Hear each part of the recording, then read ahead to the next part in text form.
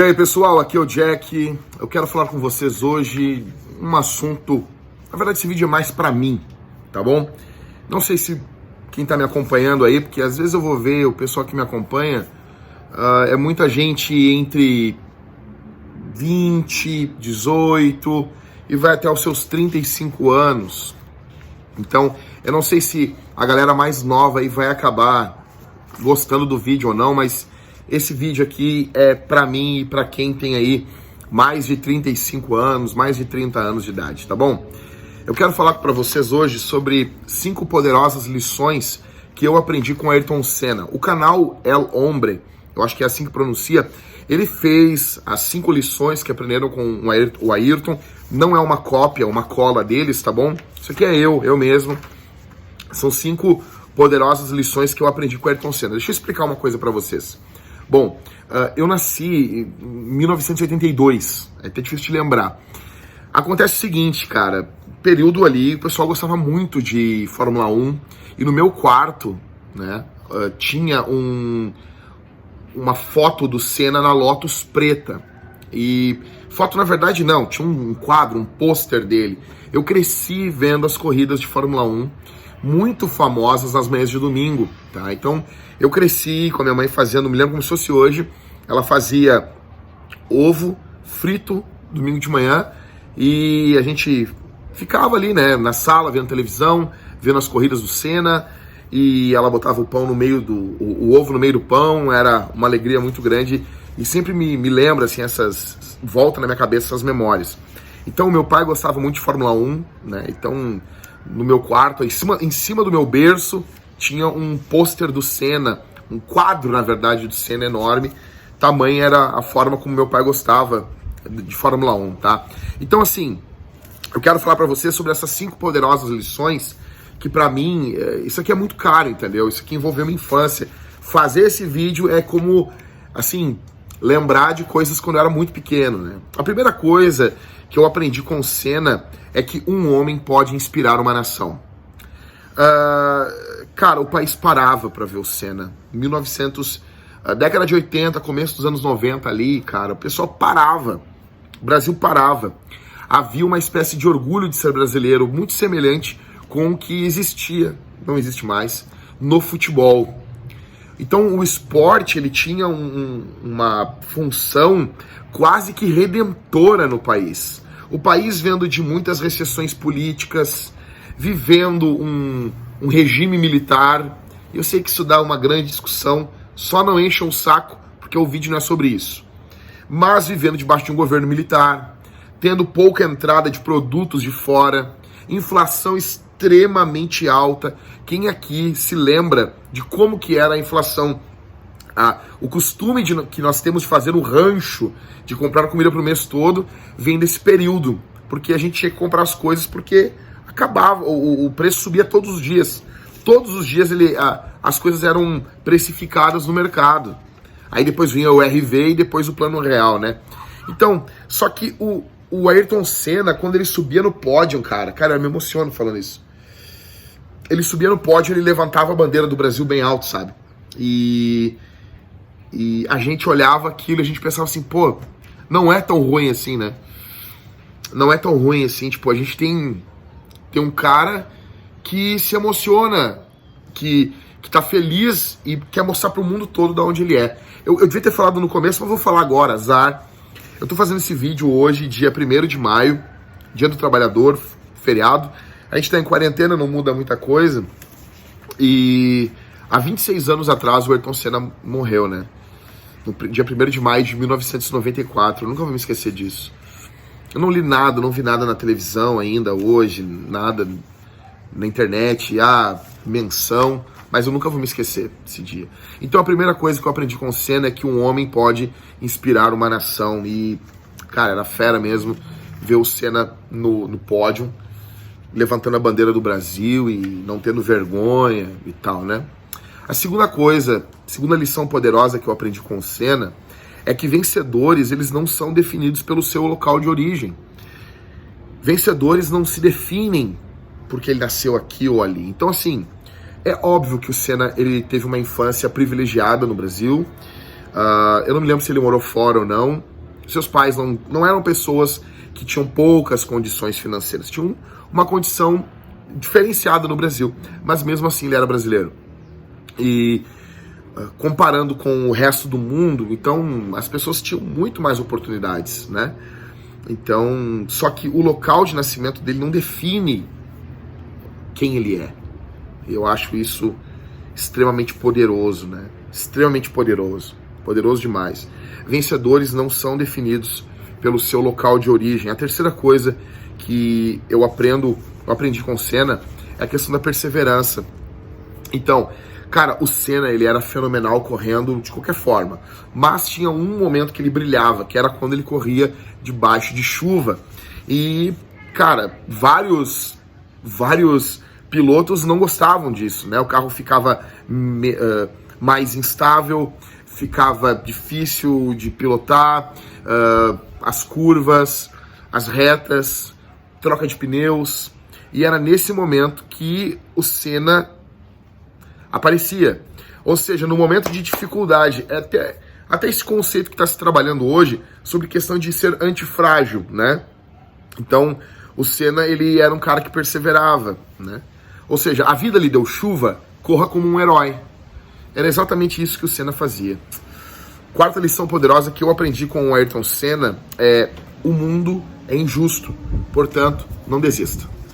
Cara, deixa eu dizer uma coisinha pra vocês aqui, uma história que eu não lembro, porque eu tinha apenas 2 anos de idade, mas eu cresci com as pessoas me contando, e tu bota na internet e tu vai encontrar essa história. Eu vou colocar o link aqui embaixo pra vocês lerem, tá? Então, o Senna, ele estreou na Fórmula 1 em 1984. Ele era da Toleman, ele não era da Lotus quando ele estreou, ele era da Toleman, tá? Era um carro extremamente simples, extremamente fraco. E nessa corrida, em 1984, não, ele estreou nesse ano, mas em 1984 teve a corrida de Mônaco, tá? Que pra mim é uma das corridas mais legais da Fórmula 1. E ele foi correr em Mônaco. Acontece que choveu demais, o mundo caiu em forma de água lá em Mônaco. O que ocorre? A prova foi adiada 45 minutos, porque tinha muita chuva. O Senna largou em 13º lugar nessa prova. Olha quem tava na primeira fila, velho. Alain Prost e Nigel Mansell. Quem conhece Fórmula 1 sabe, cara, que... Ou seja, era cara da casca grossa. O Senna era um guri, era um piá. O que ocorre, cara? Ele vai subindo de posição, ele vai ultrapassando, ele vai correndo daquele jeito que ele corria, né? Levando o carro ao limite, freando sempre por último. Algumas pessoas chegam a dizer que é por causa disso que ele veio a falecer. Eu não acredito. Ainda que ele poderia ter um outro acidente em outro momento, mas eu não acredito que é por causa disso, mas era arriscada a forma como ele pilotava. E acontece que assim, era um cara que estava largando em 13º lugar, e agora ele já estava em 19º, 8º, e a atenção da prova, ela ficou nele, cara. Eu vou largar o link aqui, tem toda a corrida aqui no YouTube, tá? O que ocorre, cara? O Senna foi passando, ele passou, se não me engano é Nick Lauda o nome do cara, tá? Que na verdade foi campeão no ano de 84, se não me engano é esse cara. O Senna passa ele, e o Senna fica em 2º lugar, e o Alain Prost em 1º. E depois, quem conhece sabe que vai ter uma rivalidade brutal entre os dois. Só que o que ocorre, cara? Quando o Senna tá chegando muito próximo ao Alain Prost, e as pessoas os especialistas dizem, que entende bastante de Fórmula 1, não é o meu caso, né, cara? Eu era apenas um espectador, né? Mas quem entende de Fórmula 1 diz assim, cara, provavelmente, muito provavelmente, o Senna seria campeão nessa prova. Acontece que o diretor da prova, por causa da chuva, conforme o Senna ia chegando até o Prost, ele parou a prova antes, não sei quantas voltas antes, e todo mundo ganhou a pontuação pela metade. Quando ocorre isso na Fórmula 1, era assim, não sei se é assim até hoje. Tanto que naquele ano o Prost perdeu o título, né, mundial de Fórmula 1 por meio ponto. Bom, ele ficou com 4,5 pontos, acho que ganhava 9. Né? O segundo ficava com 6 pontos. No caso, o Senna ficou com 3. Ou seja, se tivesse ido até o final e o Prost tivesse ficado em segundo lugar, o Prost teria ficado com 6 pontos, o Prost teria sido campeão naquele ano. Bom, a questão é a seguinte, cara, provavelmente houve uma injustiça ali, né? O Senna vai enfrentar muito isso na história dele na Fórmula 1. Vai ter muito desgaste, muito embate, vai ter muito... Cara, quem aqui acompanhou a Fórmula 1 mais pra cá se lembra, né, a Ferrari mandando o Rubinho deixar passar o companheiro de equipe, aquela coisa toda nojenta, né? Então, eu aprendi uma coisa, cara, e eu via isso. Eu me lembro dele batendo boca com os caras, né? O mundo é injusto, cara. O mundo é injusto. E vendo Fórmula 1, cara, existe muita injustiça ali, né? Aí o que tu faz? Tu desiste? Não desiste. Aí que tu não deve desistir. A quinta e última lição poderosa que eu aprendi com o Senna é que heróis são inesquecíveis. Eu me lembro exatamente do dia 1º de maio de 94, o dia que Senna morreu. Eu tava vendo a corrida, deu acidente, ele foi atendido do lado do carro. Eu me lembro que ele balançava a cabeça, aquilo eram espasmos do corpo, né? Provavelmente ele já estava morto ali. E eu me lembro que eu fiquei desesperado, fiquei com muito medo. Minha mãe ia ver a corrida ia deixar eu ver a corrida até o final. Eu tinha 11 anos, eu ia fazer 12 anos no final do ano. Eu nasci em 82, mas eu faço em novembro meu aniversário. Então, eu tinha 11 anos ali, eu tava vidrado na corrida. Minha mãe disse, quando acabar nós vamos sair. E deu aquele acidente, cobertura do Roberto Cabrini. E nós saímos, fomos visitar uns parentes nossos. Era domingo, minha mãe fazia isso. Ia comigo visitar uns parentes. E nós fomos visitar essas pessoas. E nós estávamos na fila do ônibus.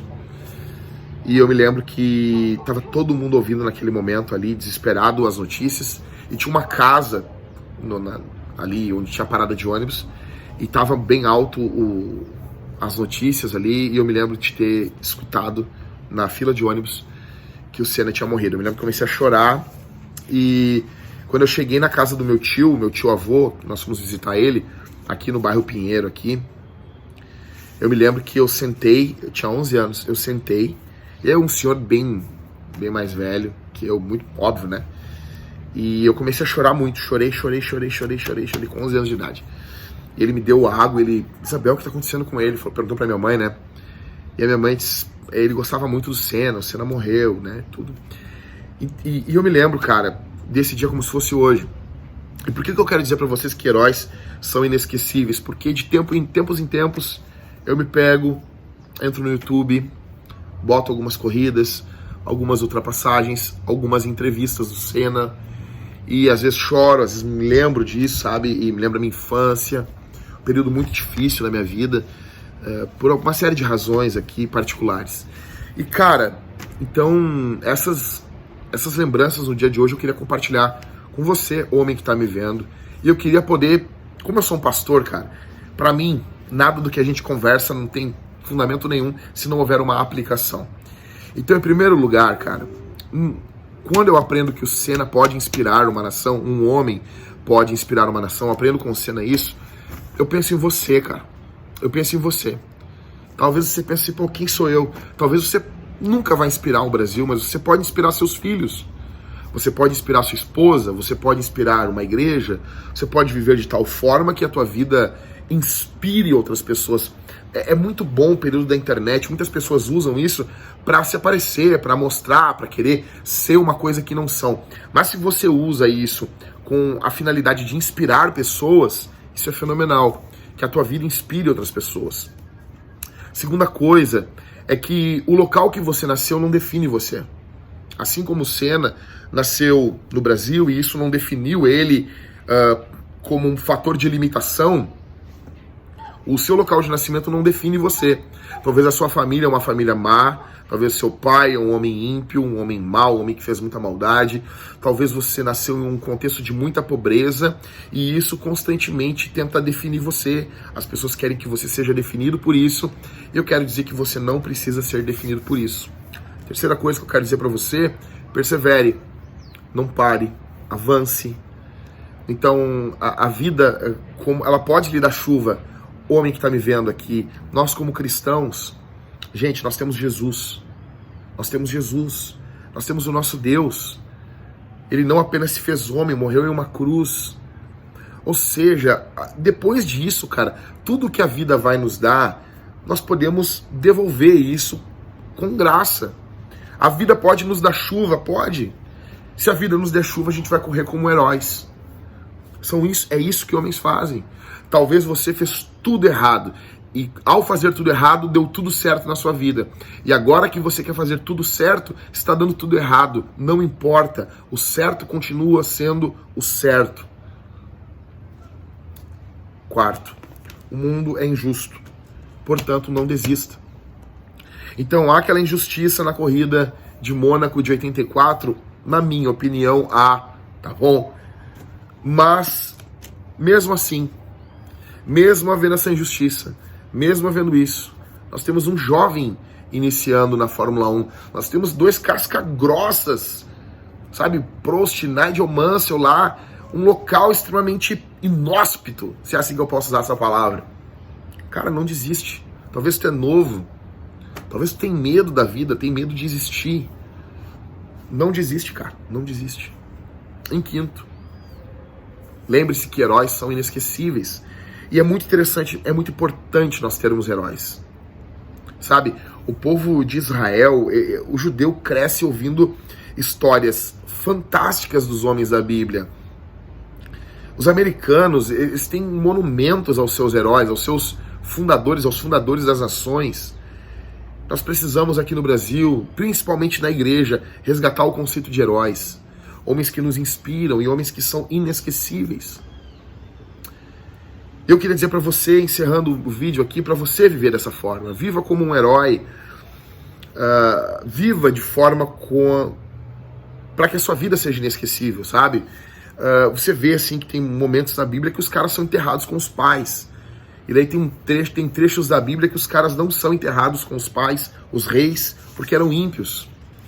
E tem um texto ainda, eu não me lembro onde é que tá no Antigo Testamento, acho que é Crônicas, que fala que o cara morreu sem deixar saudade. Não seja esse cara. Não seja esse cara. Viva para a fama do nome de Jesus. E que a tua vida continue a inspirar outras pessoas mesmo depois de morto. E é assim que ocorreu com a vida do Senna.